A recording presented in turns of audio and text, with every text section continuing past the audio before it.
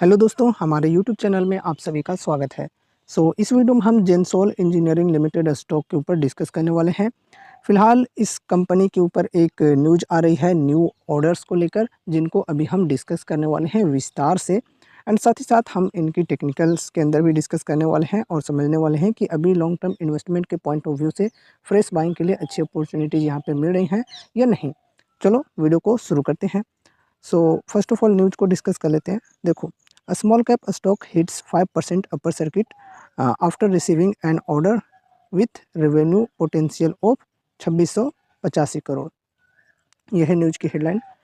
अब देखो यहाँ पर कुछ बेसिक चीज़ों को डिस्कस कर लेते हैं। Small cap stock engaged in offering engineering procurement and construction EPC services for the development of solar power plants, energy storage solutions and many more hit a 5% upper circuit upon receiving a work order from Gujarat Urja Vikas Nigam limited for battery energy storage systems. तो देखो, ये जो company है EPC के अंदर काम करती है, बैटरी एनर्जी स्टोरेज सिस्टम के अंदर काम करती है, साथ ही साथ ईवी मैन्युफैक्चरिंग के अंदर भी काम करती है। ठीक है, तो इस कंपनी को गुजरात ऊर्जा विकास निगम लिमिटेड के थ्रू एक ऑर्डर मिली है, जिसके बारे में अभी हम डिस्कस करने वाले हैं। ऑर्डर किस काम के लिए मिली है? Battery energy storage system with a market capitalization of 4040 crore. The shares of Gensol engineering limited hit a 5% upper circuit at RS 1066 from its previous day's close price of 1016। तो देखो, कल की यहाँ पर बात की जा रही है। कल यहाँ पर 5% की अपर सर्किट लगी थी और ये जो प्राइस है ये यहाँ पर 1066 पर पहुँच गई थी। देखो, इससे पहले की अगर हम बात करें, कल से पहले की बात करें, तो उस दिन हमें काफ़ी ज़्यादा गिरावट देखने को मिली थी स्टॉक के अंदर। लेकिन यहाँ पर कल तेज़ी आ गई, बढ़िया 5% की अपर सर्किट यहाँ पर देखने को मिली है। तो ऐसा क्यों हुआ? क्योंकि यहाँ पर ऑर्डर का दम है, ऑर्डर कंपनी को मिली है ठीक ठाक, इस वजह से स्टॉक के अंदर तेज़ी आई थी कल के दिन। In regard to the work order that was earlier awarded by Gujarat Urja Vikas Nigam limited dated June 12 2024 to Gensol engineering limited for 250 megawatt by 500 megawatt hour standalone battery energy storage system BESS, जिसे हम शॉर्ट में कहते हैं, project worth RS 1340 crore along with a possible green shoe option of awarding work for a second tranche of 250 megawatt by 500 megawatt hour. तो देखो, यहाँ पर हमने कुछ टाइम पहले डिस्कस भी किया था एक और न्यूज़ को लेकर। न्यू ऑर्डर की जो न्यूज़ थी वो यही ऑर्डर थी, same to same Gujarat Urja Vikas Nigam limited की तरफ से ऑर्डर मिली थी, और जो कि यहाँ पर जून 12 2024 को ऑर्डर मिली थी। ठीक है, अब देखो यहाँ पर कैपेसिटी की बात करें तो उस टाइम कैपेसिटी के ऑर्डर्स मिले थे 250 megawatt by 500 megawatt battery energy storage system की। तो हमने बोला था कि देखो, अभी 500 मेगावाट कैपेसिटी पूरा करना चाहती है जो GUVNL है, गुजरात ऊर्जा विकास निगम लिमिटेड, वो 500 मेगावाट की कैपेसिटी पूरा करना चाहती है। तो ऐसे में अभी सिर्फ 250 मेगावाट के ऑर्डर मिले हैं 12 जून को। तो 250 मेगावाट के और ऑर्डर्स आगे चलकर मिलते हैं तो यहाँ पर इनकी जो रेवेन्यू है और भी ज़्यादा बढ़ सकती है। तो यहाँ पर देखो, जो 250 मेगावाट के ऑर्डर पहले मिले थे उसकी वैल्यू की बात करें तो यहाँ पर देखो 1340 करोड़ बताई जा रही है। अब देखो, दूसरा जो यहाँ पर ऑर्डर है वो फिर से 250 मेगावाट का ऑर्डर मिल चुका है, देख सकते हो, second tranche of 250 megawatt by 500 megawatt hour. तो ये ऑर्डर दूसरा मिल चुका है कंपनी को, काफ़ी अच्छी बात है। अब देखो, यहाँ पर और भी चीज़ें डिस्कस की हुई हैं। Following the receiving of the above work order, Gujarat Urja Vikas Nigam limited has awarded the work order to Gensol engineering limited for the second tranche under the green shoe option allotment of 250 megawatt by 500 megawatt hour for standalone battery energy storage system base project to reach 500 megawatt by 1000 megawatt hour capacity। तो देखो, GUVNL की जो project की target है वो reach करने की है यहाँ पर इतनी 500 megawatt by 1000 megawatt hour capacity. तो इस कैपेसिटी को पूरा करने के लिए जो जेंसोल इंजीनियरिंग है, ये काम कर रही है, इनको ऑर्डर्स मिले हैं। The project including the first and second tranche will generate a total revenue of Rs 2685 crore over the 12 year battery energy storage purchase agreement tenure. देखो ये यहाँ पर 12 ईयर की बताई जा रही है एग्रीमेंट, जिनके अंदर battery energy storage purchase agreement tenure ये बताई जा रही है, ठीक है। और यहाँ पर ये जो दोनों मतलब ऑर्डर हैं 250 मेगावाट के जो मिले हैं रिसेंटली, उन दोनों को मिला कर के जो वैल्यू होती है वो होती है 2685 करोड़, ठीक है। तो 12 साल का यहाँ पर काम मिला है कंपनी को इस क्षेत्र में बैटरी एनर्जी स्टोरेज सिस्टम के अंदर, ठीक है। Commenting on Gensol's pivotal role sectors growth in India, Anmol Singh Jaggi, managing director Gensol engineering limited, said we are proud to receive the second tranche under green shoe option allotment from GUVNL, taking our base order book to over Rs 3100 crore. तो यहाँ पर देखो बताई जा रही है मतलब management के माध्यम से कि हमें काफ़ी अच्छा फील हो रहा है, प्राउड फील हो रहा है, यही सब चीज़ें। और जो इनके ऑर्डर बुक हैं फ़िलहाल यहाँ पर पहुँच चुके हैं, देखो ओवर 3100 करोड़ तक, ठीक है। जिसमें से यहाँ पर आपने देखा 2600 करोड़ तो सिर्फ GUVNL के हैं। और उसके बाद यहाँ पर और भी चीज़ों को देख लेते हैं। Gensol is committed to supporting India's energy transition goals through innovative and sustainable solutions, emerging as a successful bidder and being awarded additional allotment enables us to make a significant impact on the Indian energy market while solidifying our position as a leading industry player in the renewable energy landscape, propelling the future of base in India। तो देखा जाए तो news काफ़ी positive है, new order को लेकर है। Company को 2 ऑर्डर्स रिसेंटली मिले हैं, 2685 करोड़ की टोटल वैल्यू है, अच्छी बात है।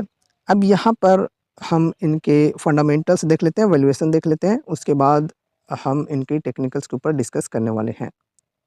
तो यहाँ पर first of all market cap की बात करें तो 4040 करोड़ की मार्केट कैप है, बहुत ही छोटी कंपनी है। स्टॉक पी 75.5, इंडस्ट्री पी 38.3 है। तो देखा जाए तो वैल्यूएशन काफ़ी एक्सपेंसिव है। पेग रेशियो भी देखें तो ये भी ज़्यादा है 1.45, यानी कि स्टॉक ओवर वैल्यूड है अभी।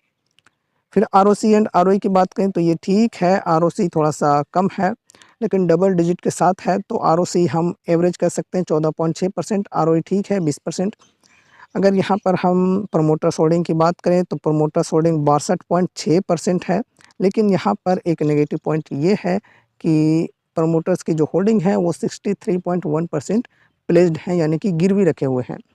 यहाँ पर अगर हम करंट प्राइस की बात करें तो 1067 है। 52 वीक हाई एंड लो के लेवल्स की बात करें तो हाई है 1377 की और लो है 376 की। बुक वैल्यू 86 रुपये की है। फिर यहाँ पर डेप्ट की बात करें तो 1510 करोड़ की डेप्ट है और डेप्ट टू इक्विटी यहाँ पर देखें तो काफ़ी ज़्यादा बढ़ी हुई है, 4.63 हमें डेप्ट टू इक्विटी देखने को मिल रही है। तो ये भी एक काफ़ी नेगेटिव पॉइंट है, डेप्ट टू इक्विटी काफ़ी ज़्यादा बढ़ी हुई है। फ्री कैश फ्लो की बात करें तो माइनस में है, ये -577 करोड़। डिविडेंड कुछ भी नहीं देती है, फेस वैल्यू 10 रुपये की, ईपीएस है 15.7 रुपये की। तो देखा जाए तो फंडामेंटल्स के अनुसार हम यहाँ पर देख पा रहे हैं कि यहाँ पर इन्वेस्टमेंट करना काफ़ी रिस्की होगा। अगर हम वैल्यूएशन की बात करें तो वैल्यूएशन भी अभी काफ़ी एक्सपेंसिव है, ओवर वैल्यूड है। प्रमोटर्स होल्डिंग में देखो यहाँ पर प्लेस्ड भी हैं प्रमोटर्स की होल्डिंग। फिर यहाँ पर डेप्ट भी काफ़ी ज़्यादा है कंपनी के ऊपर, ये सब चीज़ें हमें देखने को मिल रही हैं। आरओसी एंड आरओई की बात करें तो एवरेज है, आरओई ठीक है, आरओसी थोड़ा सा कम है। तो ये सब चीज़ें हमें देखने को मिल रही हैं और इनके मुताबिक हम समझ पा रहे हैं कि जो कंपनी है काफ़ी ज़्यादा रिस्की है। अगर यहाँ पर हम 5 इयर्स की पी रेशियो की हिस्ट्री देखें तो यहाँ पर देखो अभी ओवरऑल पी अच्छा देखने को मिल रहा है 5 इयर्स में। यहाँ पर देखो किसी समय में 600 प्लस लगभग 650 तक यहाँ पर ये पी इनकी पहुँच चुकी थी। 5 इयर्स की हिस्ट्री बता रहा हूँ और यहाँ पर अभी देखो काफ़ी ज़्यादा वैसे गिरी हुई है पी। उस अनुसार देखेंगे तो पी चलो ठीक है, लेकिन इंडस्ट्री के मुकाबले में अभी भी पी काफ़ी हाई है, पेग रेशियो भी काफ़ी ज़्यादा है। अब हम इनके टेक्निकल्स के ऊपर डिस्कस कर लेते हैं। तो दोस्तों अभी ये जो प्राइस है इनकी, ये 1066 के लेवल पर ट्रेड कर रही है। इससे पिछले दिन की यहाँ पर अगर हम बात करें तो यहाँ पर देखो काफ़ी बढ़िया गिरावट आई थी शेयर के अंदर। देख सकते हो इस लेवल तक गिरकर आ गई थी, लेकिन फिर जो ऑर्डर वाली न्यूज़ आई इसकी वजह से स्टॉक के अंदर तेज़ी देखने को मिली है। अब देखते हैं आगे कैसा यहाँ पर सिनेरियो बनता है, क्योंकि यहाँ पर देखो ये जो लेवल है ये एक स्ट्रॉन्ग रेजिस्टेंस का लेवल है। यहाँ पर इसको बहुत ही बढ़िया तरीके से ब्रेकआउट मिलना चाहिए, तभी हम ज़्यादा तेज़ी की उम्मीदें रख सकते हैं और ये 52 वीक हाई का जो लेवल है यहाँ तक भी प्राइस जा सकती है। लेकिन इसके लिए ब्रेकआउट मिलनी ज़रूरी है काफ़ी बढ़िया तरीके से। ब्रेकआउट की जब इंडिकेशन मिलती है तो फिर यहाँ पर जो लोग ब्रेकआउट ट्रेड लेना चाहते हैं वो लोग यहाँ पर अपनी पोजीशन लेंगे। शॉर्ट टर्म के लिए जो लोग यहाँ पर बाइंग करना चाहते हैं वो लोग यहाँ पर एक स्टॉप लॉस के साथ पोजीशन लेंगे एंड यहाँ से यहाँ तक के मूवमेंट को कैप्चर कर सकते हैं, ठीक है। लेकिन एक चीज़ देखो, यहाँ पर ये जो इनकी लो है, ये जो कैंडल है इसकी लो है, यहाँ तक प्राइस आई थी एक समय में और यहाँ से रिवर्स हो गई।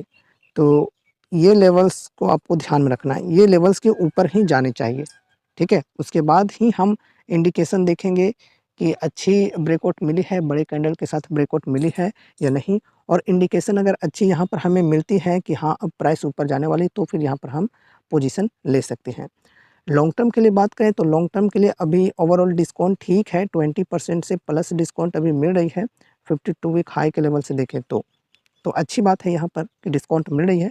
लेकिन वैल्यूएशन के अकॉर्डिंग अगर हम यहाँ पर बात करें तो वैल्यूएशन अभी भी काफ़ी एक्सपेंसिव है, तो इस वजह से यहाँ पर भी बाइंग करना काफ़ी ज़्यादा रिस्की हो सकता है। लेकिन अगर कोई रिस्क लेना चाहते हैं तो एक लिमिटेड अमाउंट के साथ यहाँ पर रिस्क ले सकते हैं। फर्स्ट अमाउंट यहाँ पर लगाएंगे, बल्क में बाइंग नहीं करेंगे। सेकेंड यहाँ पर अमाउंट लगाएंगे इस लेवल पर जो कि 860 का लेवल है, और इस लेवल पर सेकेंड अमाउंट लगाकर अपना जो एवरेज डाउन है ये कर सकते हैं, ठीक है। अगर कोई सेफली चलना चाहते हैं तो थोड़ा-सा वेट करेंगे इस लेवल तक का। इस लेवल पर अगर ये शेयर आ जाती है तो फिर बढ़िया यहाँ पर हमें डिस्काउंट में मिल जाएँगे और वैल्यूएशन भी सही हो जाएँगे। काफ़ी अच्छी वैल्यूएशन भी हमें देखने को मिल सकती है इस लेवल या फिर इस लेवल तक आ जाती है प्राइस तो। देख सकते हो यहाँ पर शॉर्ट टर्म में लोगों ने काफ़ी बढ़िया प्रॉफिट भी बनाए हैं।